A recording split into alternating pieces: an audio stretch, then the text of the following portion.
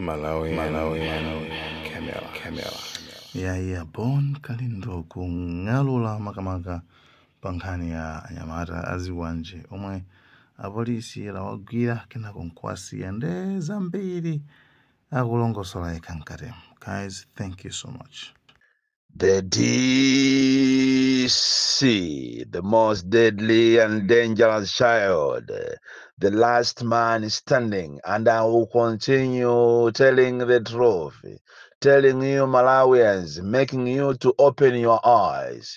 Yesterday, there was a fake arrest because of a statement that came from the government of America and Britain condemning violence. And they said it in their statement last week that if Malawi government does not arrest those that are, fronting violence in Malawi, the MCP guys, the Panga Knives guys, Britain and America will have no options but to stop funding the two institutions, army and police.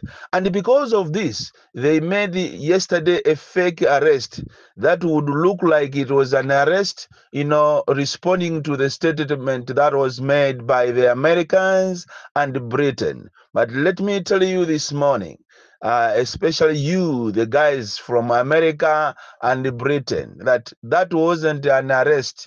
It was a plot to look like they have arrested those guys. Malawi government, especially the MCP, is promoting mediocrity and stupidity. And if you continue funding in Malawi these two institutions, army and police, then there will be no democracy, because they want to kill everyone. They want to kill our democracy. And those who are in these embassies, you must tell the bosses to stop immediately funding these two institutions, Malawi police and army. Surprisingly, those notorious guys, the ringleaders, those who are on the forefront, manning this program, were not even arrested. And even those that were arrested by 6 o'clock, and by 8 a.m. they were in their homes. Mediocrity at its best.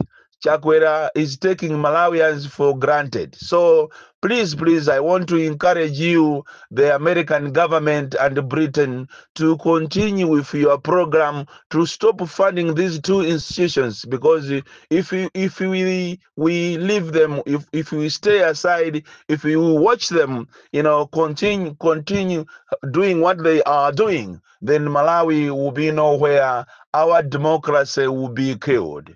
Undu utenga atumene nangofuna ndi ulankhule mu chizungu mama wa uno kuti nawonso wazungu akamamva aziziwa zimene zikuchitika, chifukwa boma ili ndiye ndi boma la mafia manjanjawidi, kumachita kuzichemerera kunena kuti boma silimamanga boma linzache. Anyamata amene wowo atanamizidwa okhaokha, atanamizana okhakwa ku MCP ko kunena kuti tiyeni chifukwa cha dziko la Britain lalamula komanso America kuti opseza kuti samatipasa funding ife ya polisi, basi tizulotu kunyamuka mamawa kukamanga anyamata mwa feki kuti zioneke ngati akugwira ntchito. Tinanena ine last week ija kunena kuti tili ndi makape muno Malawi, makape amene akusogolera ma institutions amene wawa, kuli makape amene ali ndi mphamvu ku polisi, makape amene akumachitenga polisiyo ngati ya amawo,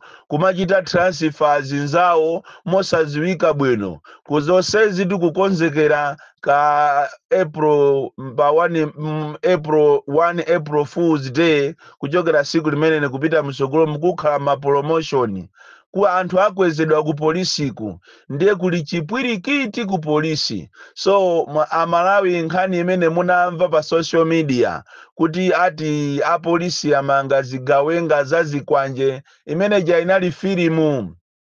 Ndipo anthu amene ali pa sogolo, amene ali aenyake azika au chigawengawo sanatengedwe nkomwe abisidwa, ndipo mayina tikuwaziwa, inuyo Amalawi mukuwaziwa.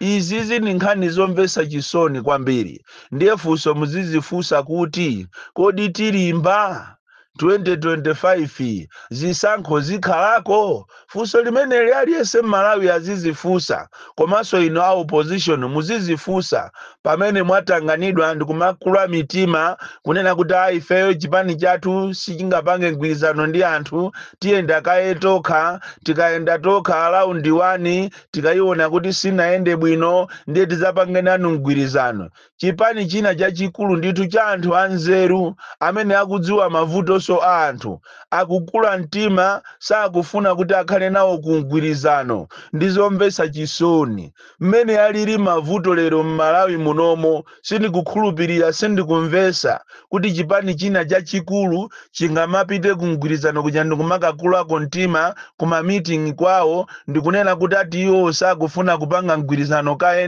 ndi zipani zinzawo, akufuna ayende okha. Dziko la Malawi ndi dziko lotembereredwa, tili ndi atsogoleri wozikonda, atsogoleri amene sakuyang'ana mavuto amene alipo padakali pano.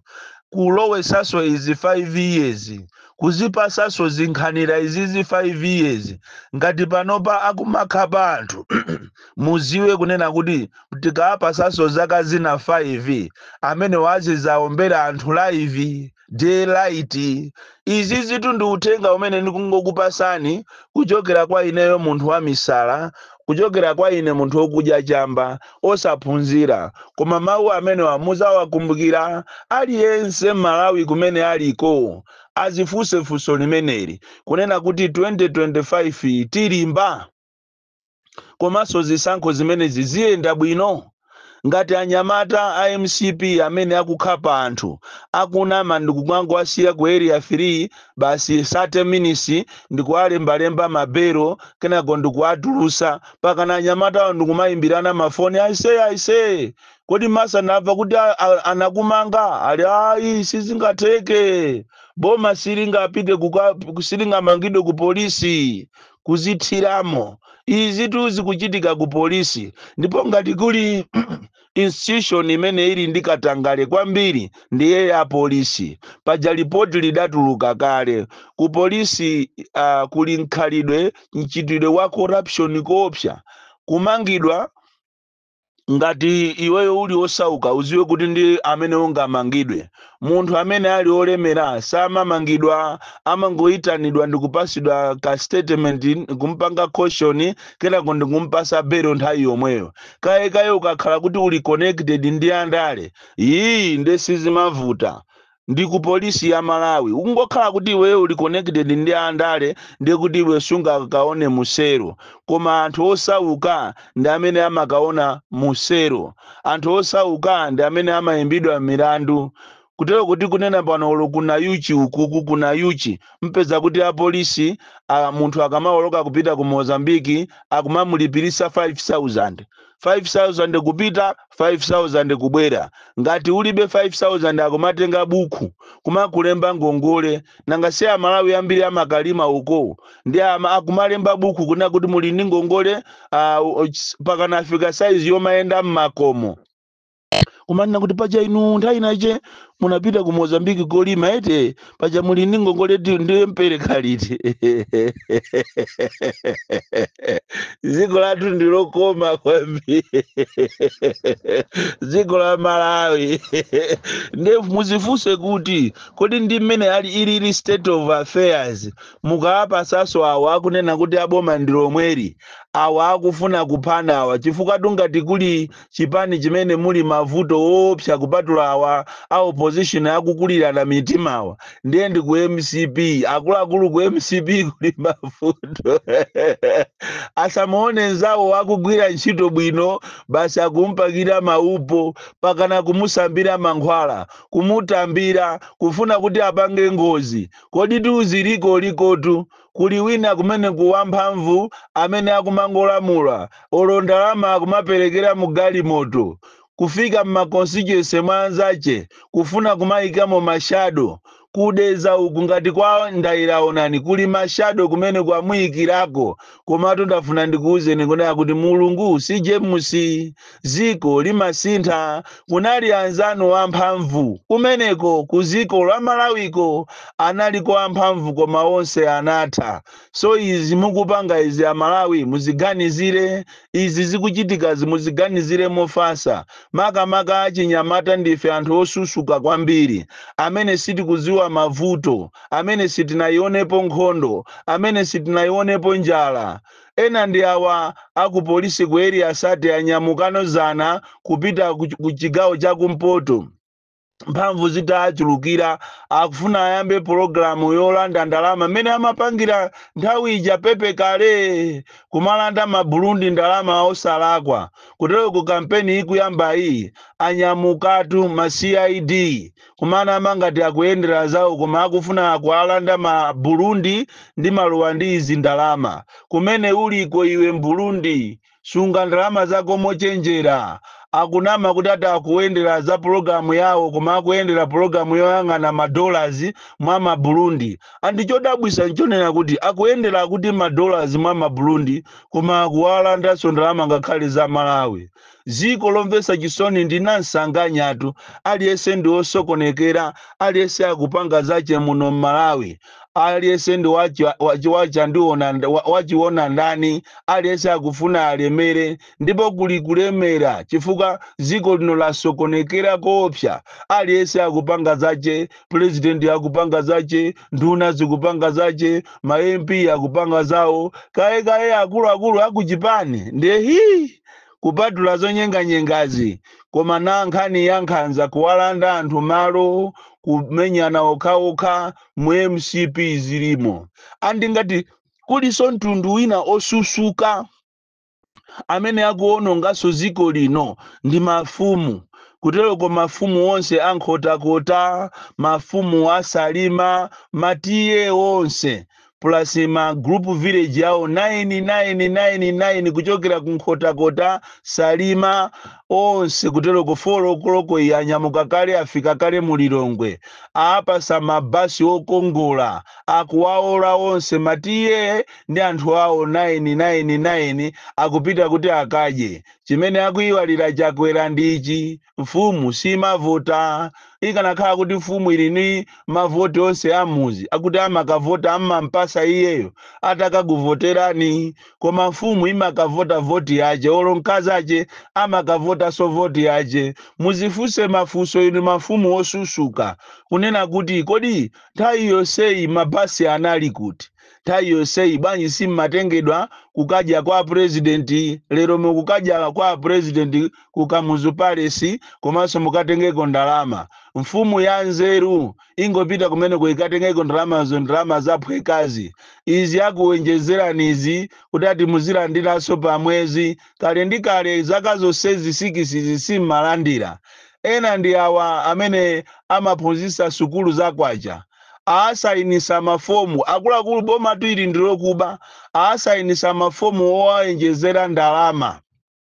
kuti ati zachoka pa 15,000 kufika pa 30 koma chodabwisa nchonena kuti fomu imene asayina anthu amene wawa amaphunzitsa sukulu zakwachawa akuti ndalama zaziyenjezera kuchokera mu Oktoba la 2024 koma iwo ndalama atayamba kulandira month ya April kusonyeza kuti kuchokera mu 2024 mu Oktoba la kuzafika lero ndalama zimene zozo aziba ndalama zo ndi zawo ndipo anthu mulibe chisoni ndithu kukambera ndithu mphunzitsi wa sukulu yakwacha munthu amene amalandira 15,000 musanadulepo msonkho lero mamuyenjezera munthu uja ndikumusayinira fomu kumusayinisa fomu yonena kuti ikuchita indicate kuti ndalama zache ndi 30,000 koma kuchokera Oktoba la 2024 kusonyeza kuti iyeyo akamalandira salary yache amafendi ya mwezi wa April akukalandira 30,000 koma kwinako ndalama zomwe aziba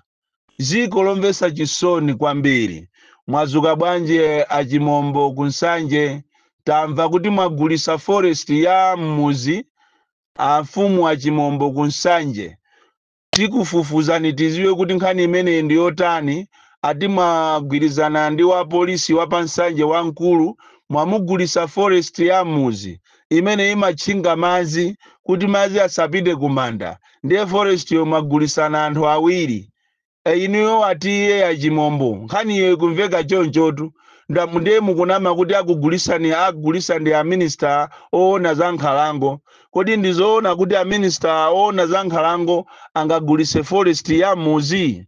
Kunama kwina kuti muzisamala nako, boza linali muzisamala nalo, muzisamala. Ili ndi ziko ilili limasintha. Choncho nafuna ndikuchenjezeni ya Malawi kuti muzipase mafunso mama uno awiri kunena kuti kodi tilimba 2025 tilimba, kodi izi tikazisankhaso kawiri kuzipasa 5 years amene wasamaza apha anthu dera iti.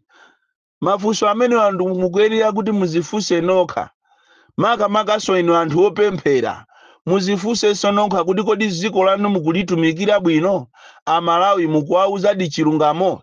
Tikunena tu maprofeti ndi anthu opemphera a genuine osakhala kape uja amati afuna azindiopseza ine amene uja ndimpitira kuchali chikwako ndikubwerera kuchali chikwako konko kuti uzandiphere konko ndibwera ineyo ndizangolowa mchali chimwako ndikunena kuti andabwera tu paja mafuna mundiphe ndiye ndibwera ine ndi woopsa kwambiri ndipo tigudubuzana sinati yayi ine sinemaopa munthu nimangoopa mulungu ndiye ndakuziwa ndakugugula ndaziwa chali chikwako ndibwera konko kuchali chiko ngati siundipa masiku amene waudikirire kuti ene de ndibwera kuchali chikwako konko kuti uzandiphere konko zopusa ine sinimafuna uzingodya makobiri yako kuliso ma-activist ena komanso ma-analyst ena amene somoli papero ya boma zonsezo ndikuziziwa mukamanena nkhani zanu basi mukumanena nkhani zanu zokondera ninanena paja kuti wina ali 49 anasamusidwa ndi chakwera kuchokera ku Blantyre akukhala ku 49 ku akupanga madili kumene kuafetereza amene yoto analyst to political analyst Mr. Standing komande muphanatu mumanganatu wina nduyu wamangidwa commissioner kuti ati wasoyesa chitini chimodzi cha penti koma mawanga awele ali ndi mphamvu awele mawanga awele zathu apatholo palucheza umangidwaso nawerero kamulandu kuti munaombera munthu 2018 Malawi polisi Galinda the DC mwana uupya kwambiri the most deadly and dangerous child from Jeza Village Tiye Mabuka box 76 Mulanje Malawi Southern Africa. Malawi, Camera.